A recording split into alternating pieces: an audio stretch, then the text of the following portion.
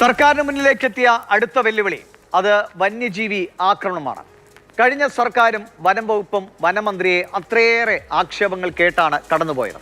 മലയോരങ്ങളിൽ മനുഷ്യർ പിടഞ്ഞു വീണപ്പോൾ ജനരോഷം പലതവണ അണപൊട്ടുന്നത് നമ്മൾ കണ്ടു. അത് തിരിച്ചറിഞ്ഞു തന്നെയാണ് പുതിയ വനമന്ത്രി ഷിബു ബേബി ജോൺ കഴിഞ്ഞ ദിവസം തന്റെ പ്രതികരണം നടത്തിയത്. വനം വകുപ്പ് എന്നത് ജനങ്ങളുമായി ഏറ്റുമുട്ടാനുള്ള വകുപ്പല്ല എന്ന് അദ്ദേഹം വ്യക്തമാക്കിയിരുന്നു. ഈ ഗവൺമെന്റ് ഒരു കാര്യം അസന്നിഗ്ധമായി പറയാൻ ആഗ്രഹിക്കുന്നു. ഈ വകുപ്പ് ജനങ്ങൾക്കെതിരെയുള്ള വകുപ്പല്ല, ജനങ്ങളുടെ മേൽ കുതിര കയറാനുള്ള വകുപ്പല്ല. അതിർത്തിയിൽ താമസിക്കുന്ന മലയോര കർഷകരെ അടക്കം വിശ്വാസത്തിലെടുത്ത് അവരുടെ കൂടി സഹകരണത്തോടുകൂടി നമുക്ക് ഈ പ്രശ്നത്തിന് പരിഹാരം കാണണം. വളരെ പോസിറ്റീവായി തന്നെ ഇടപെടാൻ കഴിയുമെന്ന് മന്ത്രി പ്രതീക്ഷിച്ചിരിക്കെ തന്നെ അടുത്ത ദുരന്തവും സംഭവിച്ചിരിക്കുകയാണ്. കാട്ടാനാക്രമണത്തിൽ ഒരാഴ്ചക്കിടെ മൂന്നാമത്തെ മരണം. അതിരപ്പള്ളി വെറ്റിലപ്പാറയിൽ ഗൃഹനാഥനെയാണ് കാട്ടാന ചവിട്ടിക്കൊന്നത്. വൈശ്ശേരി സ്വദേശിയായ മോഹനൻ ഇന്ന് പുലർച്ചെയുണ്ടായ കാട്ടാനാക്രമണത്തിൽ മരിക്കുകയായിരുന്നു. സംഭവത്തിൽ പ്രതിഷേധിച്ച് നാട്ടുകാർ ഇന്ന് അതിരപ്പള്ളിയിൽ ഹർത്താലും നടത്തി.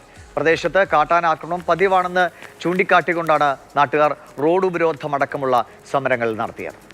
കുറച്ച് ദിവസങ്ങളായിട്ട് ഈ 4 പേരുടെ കാവലാണ്, തീയിട്ടും മറ്റു കാവലാണ്.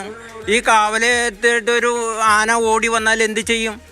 ഓടി രക്ഷപ്പെട്ട നിലയ്ക്കാണ് തുമ്പിക്കൈക്ക് അടിച്ച് വീഴ്ത്തിയിട്ട് ചവിട്ടിക്കൂട്ടിയത്.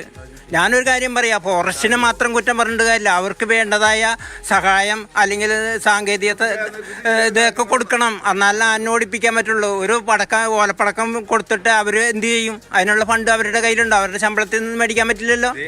ചിഹ്നം വിളിച്ചപ്പോൾ എൻ്റെ ചെവിയൊരു കൊട്ടടച്ചു പോയി. അയൽക്കാരൊക്കെ വിചാരിച്ചു ഇത് എന്ത് സംഭവിച്ചോ എന്ന് വിചാരിച്ചിട്ട് എല്ലാവരും ഓടിക്കൂടി. 5 മിനിറ്റുള്ള ഫോറസ്റ്റ് വണ്ടി വരികയും ചെയ്തു. അവർ വന്ന് കണ്ട് നിർത്തി, അവരങ്ങോട്ട് പോവുകയും ചെയ്തു. ഒരു ആക്ഷൻ ഒന്നും ഉണ്ടായില്ല.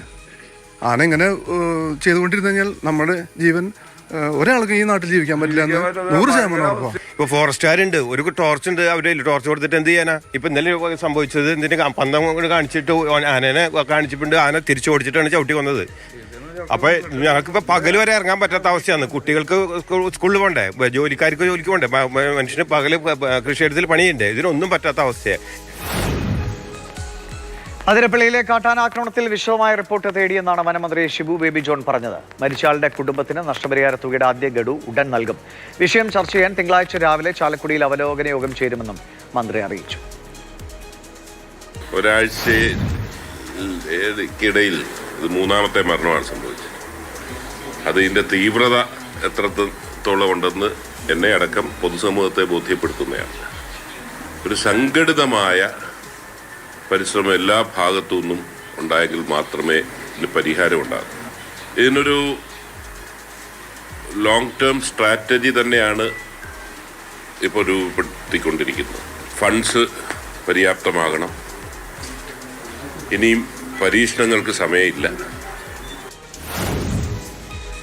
ദിവസങ്ങൾക്ക് മുൻപാണ് വയനാട് മേപ്പാടിയിൽ കാട്ടാനാക്രമണത്തിൽ ജെസ്സി എന്ന വീട്ടമ്മ മരിച്ചത്. വനംവകുപ്പിന്റെയും ദുരന്ത നിവാരണ അതോറിറ്റിയുടെയും ചേർത്ത് 14 ലക്ഷം രൂപ നഷ്ടപരിഹാരം നൽകുമെന്ന് അന്ന് DFO അറിയിച്ചിരുന്നു. ഇതിൽ 5 ലക്ഷം അടിയന്തര സഹായമായി നൽകിക്കഴിഞ്ഞു. 30 ലക്ഷം രൂപ നഷ്ടപരിഹാരത്തിന് ശുപാർശ നൽകുമെന്നും അന്ന് DFO അറിയിക്കുകയുണ്ടായി. എന്നാൽ ഈ 30 ലക്ഷം സഹായം നൽകുന്നതിൽ വലിയ തോതിലുള്ള സർക്കാർ ഇടപെടലുകൾ അനിവാര്യമാണ്. ജനരോഷം തണുപ്പിക്കാനുള്ള ഒരു ഉപാധി എന്നതിനപ്പുറമുള്ള ഇടപെടൽ വനവകുപ്പിൽ നിന്ന് ഉണ്ടാകണമെന്നതാണ് പ്രധാനപ്പെട്ട കാര്യം. ഒരു കാര്യം ഉറപ്പാണ്, മനുഷ്യ വന്യജീവി സംഘർഷം അങ്ങനെ അവസാനിപ്പിക്കാൻ കഴിയുന്ന ഒന്നല്ല. പരമാവധി ആഘാതം കുറയ്ക്കാനുള്ള നടപടികൾ കൈക്കൊള്ളുക മാത്രമാണ് നമുക്ക് മുന്നിലുള്ള വഴി. മനുഷ്യജീവനുകൾ നഷ്ടപ്പെടുമ്പോൾ വൈകാരികമായ പ്രതിഷേധങ്ങൾ ഉയരുകയും ചെയ്യും. മുൻകാലങ്ങളിൽ കണ്ടതുപോലെ ചേരി മാറി രാഷ്ട്രീയ ആയുധവുമാകും വന്യജീവി അക്രമങ്ങളും മനുഷ്യന്റെ ദുരിതവുമൊക്കെ.